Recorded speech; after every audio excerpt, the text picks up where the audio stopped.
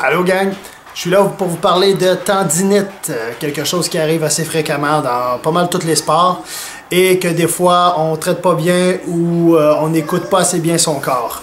Ok, premièrement, tendinite, c'est une inflammation d'un tendon.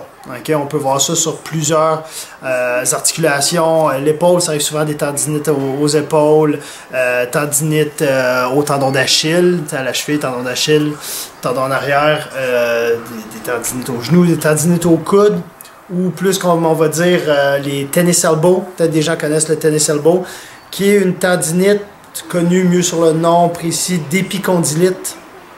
Le fameux tennis elbow, où c'est à l'insertion du tendon où il y a une inflammation. Bon, maintenant, il existe deux choses. Il existe vraiment la tendinite et la ténosynovite.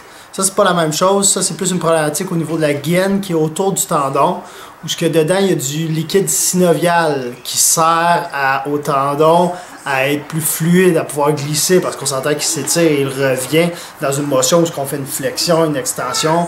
Fait quand c'est un problème de ténosynovite, là, j'en parlerai peut-être dans une autre vidéo, mais pour le moment, je vais parler de la tendinite, okay, qui est beaucoup plus commune. Ok, le premier signe de tendinite, c'est de la douleur. C'est très simple, ok, vous l'avez sûrement déjà vécu.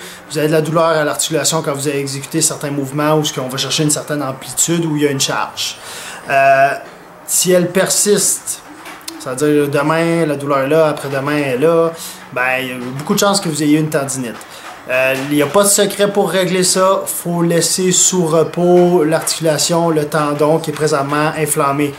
Aussi, il ne faut pas avoir peur d'utiliser des anti-inflammatoires. J'ai fait une vidéo sur les anti-inflammatoires. J'ai parlé plus des anti-inflammatoires naturels. Sinon, vous avez les médicaux, l'ibuprofène, naproxen, vous allez avoir plein d'autres sortes. Mais n'ayez pas peur d'utiliser des anti-inflammatoires pour aider justement à diminuer l'inflammation. Si c'est une problématique beaucoup plus grave, là, c'est avec un médecin, vous allez voir, eux autres vont peut-être vous conseiller des injections d'autres choses plus puissants comme anti-inflammatoires, des corticostéroïdes, des choses comme ça. Mais allons pas jusque-là.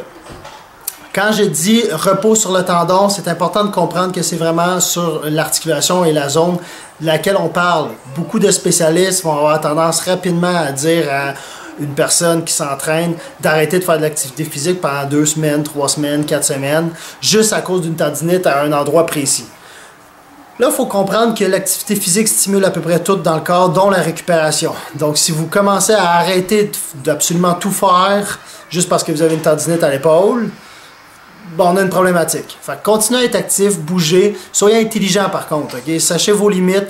Quand vous allez faire des mouvements de haut du corps, ben là, si vous savez que vous avez une tendinite, modifiez le training, demandez à votre entraîneur qu'est-ce que je pourrais faire à la place, modifiez-le.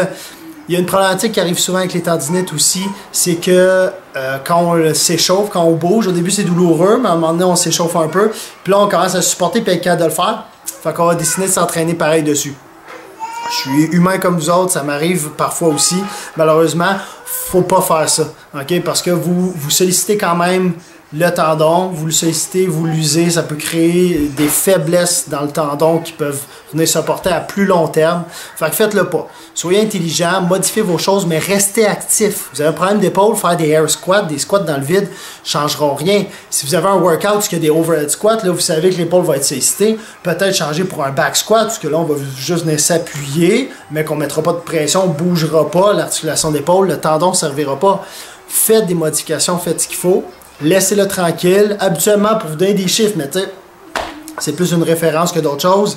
Si après 2 semaines, vous voyez aucune amélioration, après 2 semaines à avoir laissé tranquille votre articulation, vous voyez aucune amélioration sur la douleur, là, allez consulter un spécialiste, c'est important parce que c'est peut-être un peu plus grave qu'on pense. Si vous avez vu une bonne amélioration, par contre, ben, ça va bien, vous êtes dans la bonne ligne, vous êtes dans la bonne voie, continuez comme ça.